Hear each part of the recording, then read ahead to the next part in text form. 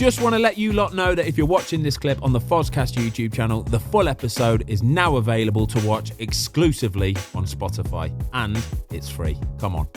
We need to talk about this then, because this isn't. You've had it's not shade thrown at you. It was affection and love from Joe Hart and Nick Pope when we were they were talking about, because you said, didn't you, Ben? You feel like that goalkeeping trio is like the holy grail of goalkeeping squads, don't you? It's up there. There's one that I can throw in there that might be challenging. Go on. It was the Kasper Schmeichel, Joe Hart, and who was the other one? At City. Shay Given. Yeah. Oh wow. Kasper Schmeichel, Joe Hart, and Shay Good Given. luck keeping them three happy. That is a tough trio. That is, isn't it? No, it's a good. It's very good. They were talking about training and what a great trainer you are, but I think it was Joe that said. He said some of your training methods were quite unorthodox. No, that's fair. There were finger weights mentioned, and there was imaginary diving when the ball was at the other end of the pitch. You got to defend. I would like to tell you they were lying, but there is something in it. There is something. Come on, explain. I need this explaining. A couple of things. Firstly, the finger weights. I think marginal gains, right? Exactly. You know, don't leave any stone unturned. I think, for me, ball catches on your finger, you need to strengthen your finger. So the Harty came in one day and I'm like, just giving it the old dumbbell on the fingers. And he was like, what is going on here? And I just said to him, mate, listen, like, no stone unturned. And I think the out on the pitch, for me, goalkeeping's a big mental thing. Yeah, a lot of it's about feel. You can go through.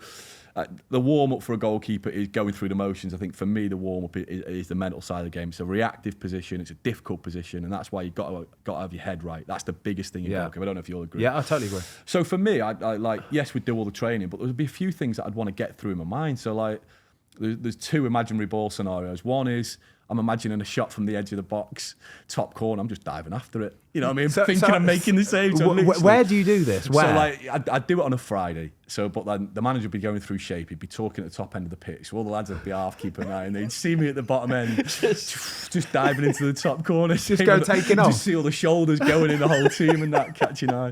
Brilliant. I thought you were going to. I genuinely thought you were going to dispel there is this. Something in it. Yeah, there is. And the other one is I'd roll up a stationary ball out, and I'd be thinking there'd be a man coming through one-on-one, and come out and throw the star shape slide along the floor just to the still ball on the floor. That must be quite hard. Yeah, it's not easy, but that's the idea. It's almost like imagining he's making contact with it and like you're having it. And that it was just literally for my own head.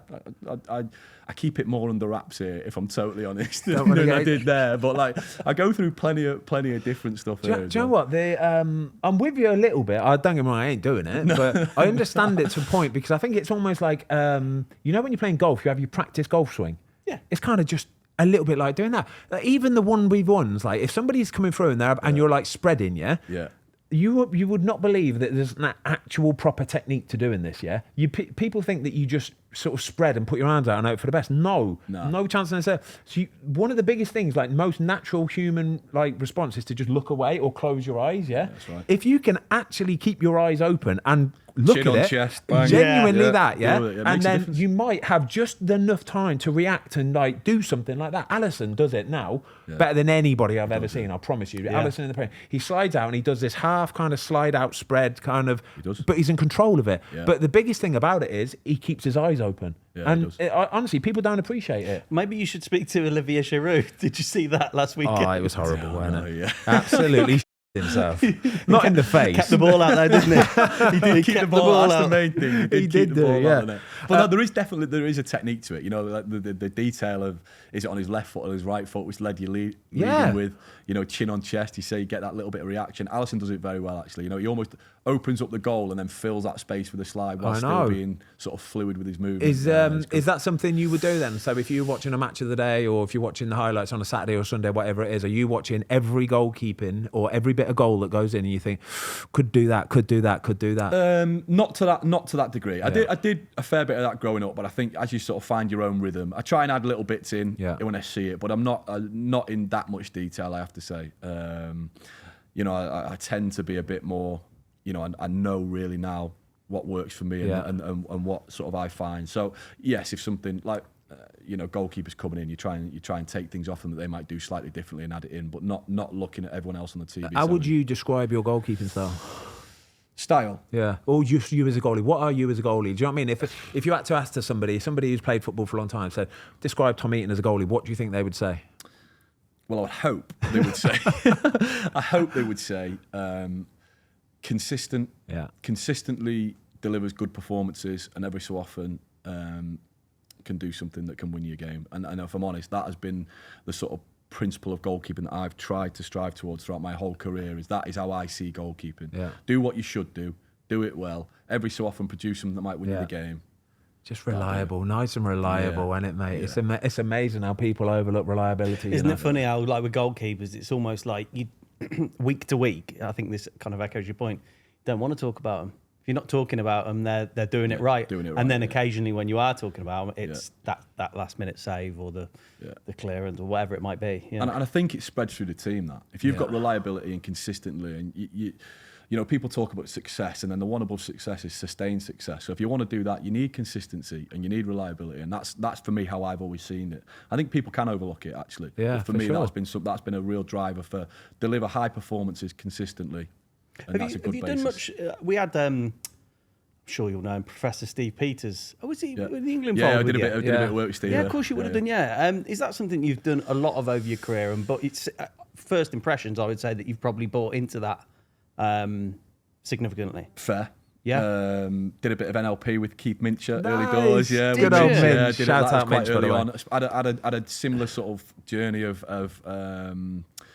sort of performance psychology, especially in goalkeeping. Loved it. Had a real impact on me. I think when I first went on loan, I think those learning curves that I found that I thought, especially early on in my career, sort of late teens, early 20s. I think what I felt was my potential capability and actual output was probably.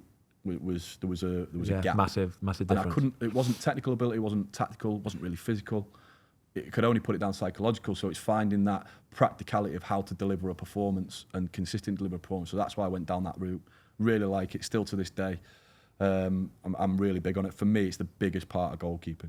But it's without doubt the biggest part of goalkeeping. You could have the best goalie in the world, and you could have a goalie that's 60% of that best goalie in the world. But if that best goalie in the world is low on confidence, there's no point in even putting him in the team. Genuinely, it's very interesting. I remember Richard Leese. I think I've said this before, but when Richard Leese said it when he was at Watford with you, he could not believe, and it's just different people mentally process, do different things that Ben would.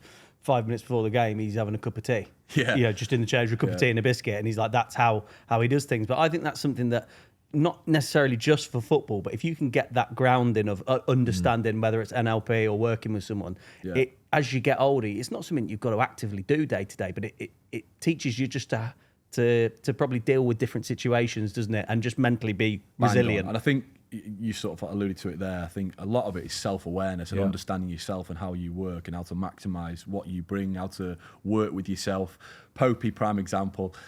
I used to look at Popey across the dressing room and have one glove face down on the floor, one glove would be on the top of his locker, and I'm thinking, how can you? And would there be a game going? You're a mess. You're a mess. You're not wearing them in the game tomorrow. I'll wear these. You know what I mean? I'm thinking, I just couldn't do it. But look how consistent his performances have been over the period of time. Everyone's different. You've just got to work with how you work, how you want it to go, and what have that self-awareness to know what's right for you. And I think. For me, I think it started with understanding myself, how I work, how I want to work, what I want to get to, and how to deliver that.